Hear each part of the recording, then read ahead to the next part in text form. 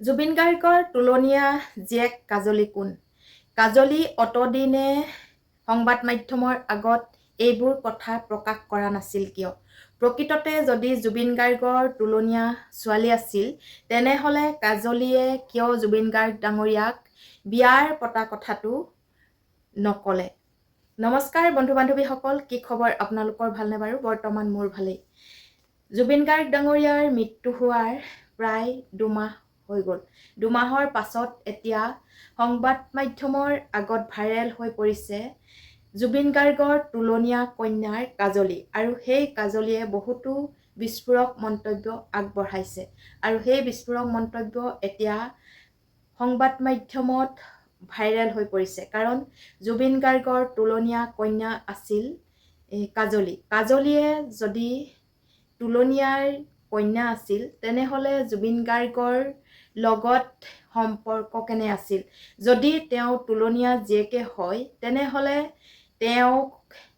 তেওঁ জুবিন গাৰ্গক কিয় জনোৱা নাছিল যে তেওঁ বিয়াত বহিবলৈ লৈছিল? তুলনীয়া কন্যাই নিজৰ দেউতাকলৈ ইমান ভয় কিয় কৰিলে? বহু কথা আমাৰ মাজলৈ আহি পৰে, আৰু এইখিনিতে কিছুমান কথা আচলতে মনলৈ আহে। কাজলীয়ে যিবোৰ কথা বিস্ফোৰক মন্তব্য আগবঢ়াইছে বা ছ'চিয়েল মিডিয়াত ভাইৰেল কৰিছে, এইবোৰ কথা শুনি অৱশ্যে দুখো লাগিছে।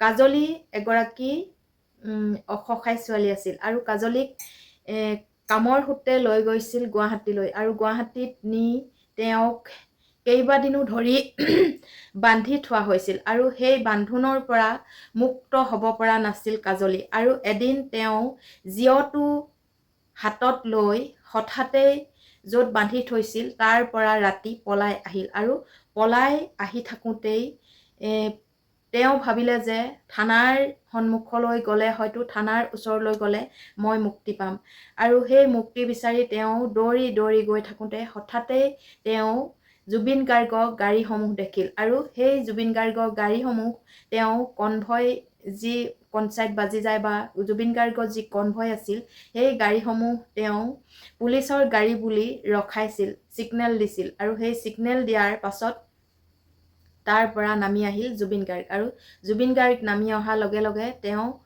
হঠাৎ অবাক হৈ পৰিছিল, আৰু তেওঁ আচলতে কপাল ভাল আছিল, তেনে এজন লোক, তেনে এজন ব্যক্তি তেওঁ হঠাতেই লগ পালে, আৰু সেই লগ পোৱাই তেওঁ আচলতে নিজৰ তুলনীয়া ছোৱালী হিচাপে তেওঁক গ্ৰহণ কৰিলে, আৰু থানাত গতাই দিলে। গতাই দিয়াৰ পাছত তেওঁলোকৰ সম্পৰ্ক হৈ পৰিল পিতৃ আৰু কন্যা, আৰু সেই পিতৃ কন্যাৰ সম্পৰ্কটো ইমানেই অটুট আছিল যে যিকোনো কথা ভুল কৰিলে, সন্তানে ভুল কৰিলে পিতৃ মাতৃক ক'বলৈ কথা ভয় কৰে, ঠিক সেইদৰে কাজলীয়েও নিজৰ বিয়াৰ কথা জুবিন গাৰ্গৰ আগত ক'বলৈ ভয় খাইছিল, কাৰণ জুবিন গাৰ্গে কৈ আছিল তেওঁ নিজৰ লেভেলৰ মানুহৰ লগত কাজলীক বিয়া দিব, আৰু কাজলীয়ে তাত জুবিন গাৰ্গৰ ঘৰত যিমান দিন থাকিল, তাৰ মানুহবোৰ লগ পাই দেখি গম পালে যে তাত অকল টকা পইচাৰহে উপাৰ্জন কৰাত বা টকা পইচাৰহে খেল চলে, আৰু সেই যদি টকা পইচাৰ খেলেই হৈ থাকে, তেনেহ'লে মৰম চেনেহৰ তাত কোনো মূল্য নাই। গতিকে কাজলীয়ে সেই বুলি ভাবি ঘৰৰ পৰামৰ্শ মতে তেওঁলোকৰ নিজৰ জাতিৰ লগত বিয়াত বহিল, আৰু সেই বিয়াত বহাটো জুবিন গাৰ্গ ডাঙৰীয়াক ক'বলৈ ভয় খাইছিল। বহুত দিনৰ পাছত তেওঁক ক'লে, আৰু কোৱাৰ পাছত হয়তো অলপ তেওঁলোকৰ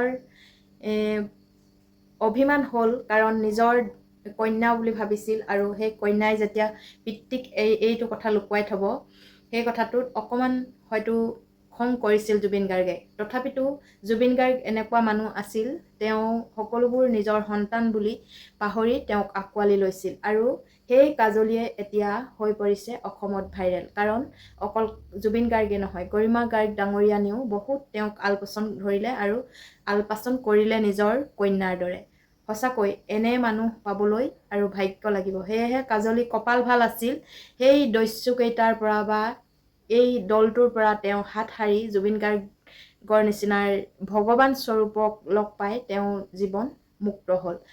সেয়েহে মই এই কথাকেইটা আপোনালোকলৈ আগবঢ়ালোঁ। ভাল লাগিলে লাইক, কমেণ্ট আৰু শ্বেয়াৰ কৰিবলৈ নাপাহৰিব। ধন্যবাদ।